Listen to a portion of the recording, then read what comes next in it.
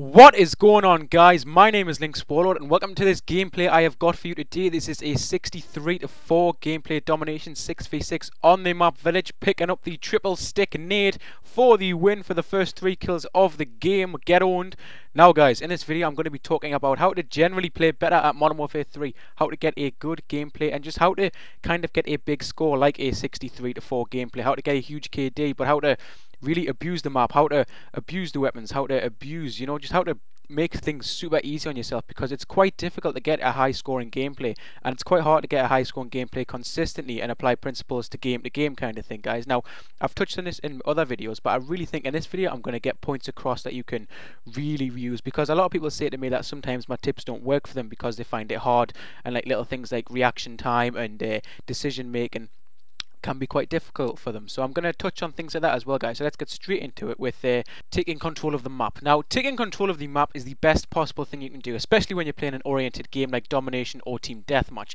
Now, what you kind of have to do is pin the enemies in a position whereby you're in the nice place and they're in the bad place. And what I mean by that is kind of like on missions, you know how it's nice to be at the top of the hill instead of the bottom of the hill, if you know what I mean. Like, it's nice to be in the elevated place, the place where all the head glitching spots are, and the places where all the, like the camping spots, the places where people like to camp. Take those places because one, it saves the enemy team getting in those places, and two, it means that you can utilize those places. You can go to those head glitching spots that make it super easy to get kills, and you can rape them into the floor, guys, because that's the best thing to do. It control your map. Take the points of the map that you want to have. Don't let them have that, because they're not idiots as well. You've got to assume that they know what they're doing, and the chances are they will understand that they can, go to this place like Pride Rock, and they know where that like a quad will line up. They understand stuff like that. They understand the spawns. Assume that they know that, guys, and cater for that, counter for that. Make sure you're playing as though you know the worst is going to happen, and if you do that, then you can take places of the map, then you can take advantage of them, and then you can just really push them back into their spawn, push them back,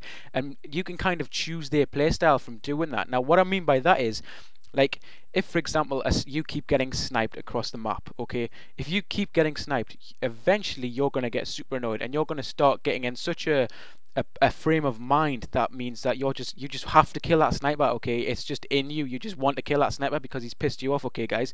That sniper is actually controlling your gameplay once he's done that. Once he puts you in that frame of mind, you are no longer playing your game, you're playing his game, because he knows if he keeps sniping you, you're going to get annoyed. Who wouldn't get annoyed if you kept getting sniped and you couldn't do anything about it? He knows you're either going to back out or you're going to make it your one duty to go and kill that guy. So you're actually playing his game, and you have to definitely stop doing that. If you get killed and it's annoying, don't let it annoy you, guys. Just get back to what you're doing. Get back to the place you want to be, and don't just go for the revenge kill. Getting revenge kills is the #1 thing in this game that will get you killed. Revenge kills are not to be gotten or aimed for, okay? Just if you get a revenge kill, that's fine, but never seek to get a revenge kill, because it's just not worth the death, okay? Because the chances are you'll die getting your revenge kill. There's more chance of you dying than actually getting it, unless of course you spawn behind him, or you've got the jump on him, or you've got a kill streak, guys. So moving on to class suggestion now. Now, class suggestion, you really want to have the best class possible for you. Now, I can't tell you what the best class possible for you is. It could be FMJ9s for all I know, but it's the best gun that you're good with. Now, to get high scoring gameplays, I can recommend some stuff such as a good assault rifle and not submachine guns, because you see on YouTube a lot of people getting really high scoring gameplays with submachine guns. Now, submachine guns aren't really that good in Modern Warfare 3. Like, they're very good if you're up close with them, but the problem is you have to get up close to them, and it's usually that when I'm using submachine guns, I die as I'm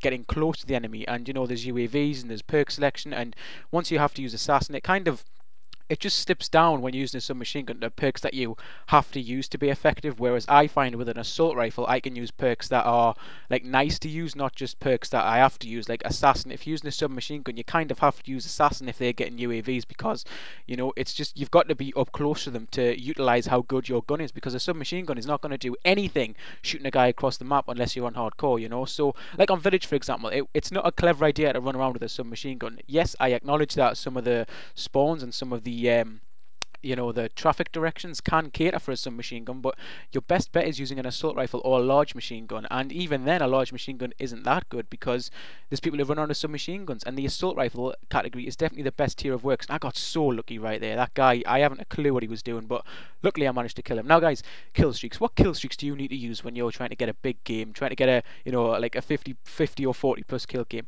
Well, I find that the best kill streaks to do this consistently are the Predator, the Reaper, and the Pavlo. And the reason, let me explain each and every single one of these. First of all, the Predator missile, because it gets you a quick 1 or 2 kills, okay, it's nice.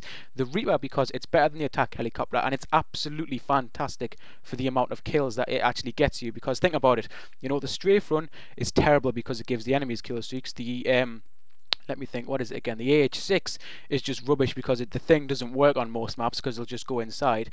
And the Reaper is just fantastic, you know, it's the same amount of kills, but it's just absolutely great. Definitely the best kill streak in the game for what it is. And then the Pavlo, purely the Pavlo, because the Reaper definitely gets you it, and it's just so much better than the AC-130 because it lasts so much longer. It gets you so many more kills, and it's quite an enjoyable kill streak. It does work. It really, really does work. And when a Pavlo does super well, you get more kills than an AC-130 that does super well. Like if you compare the best Pavlo to the best AC-130, the Pavlo will 9 out of 10 times come out on top, guys. So moving on now. What do I think as to attachment wise? Now attachment wise, silencer. Silencer's going to keep you off the map. It's definitely the best attachment in the game. Okay, the silencer is amazing. Now to cater that, you can do with whatever you want really. A red dot sight, extended mags. You know, I wouldn't really go down the works of you know, an ACOG sight or anything like that, because those sights are kind of situational. Like they're only going to be good if you're in the right situation, or they're only going to be good on the right map kind of thing. But like if you just use the iron sights and get good with the iron sights, then you're going to be really, really good with it on any map, at any range, at any time, in any one space kind of thing. So you definitely want to, if you can, stay away from sights on guns. I know I've used sights on guns, but that's just personal preference. If you have a personal preference to always use a red dot sight and an ACR, use a red dot sight and an ACR, guys, because that's going to improve your gameplay, you know. And you know, I'm here to help you improve your gameplay, and if I can give you a tip or trick that points you in the right direction to getting a good game like this, then I've done my job. I'm satisfied, you know. So what else is there to talk about here? Secondaries. What secondaries should you have on? Now, first of all, one thing I will say is, you can have the stingers on. It's not against the law. It's not against YouTube regulation. You're allowed to have the stingers on. I run with people who have the stingers on. They love their stingers, you know.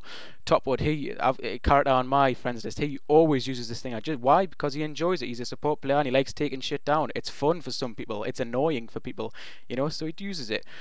But me personally, I don't like to use them because I think I would only need to use my stinger if they had a kill streak, and that means they would have to actually get a kill streak, which means I would have been failing as a player on my team. Because all the assault kills, support kill streaks, I don't really mind. I don't really need to shoot them down. Just UAVs, counter UAVs.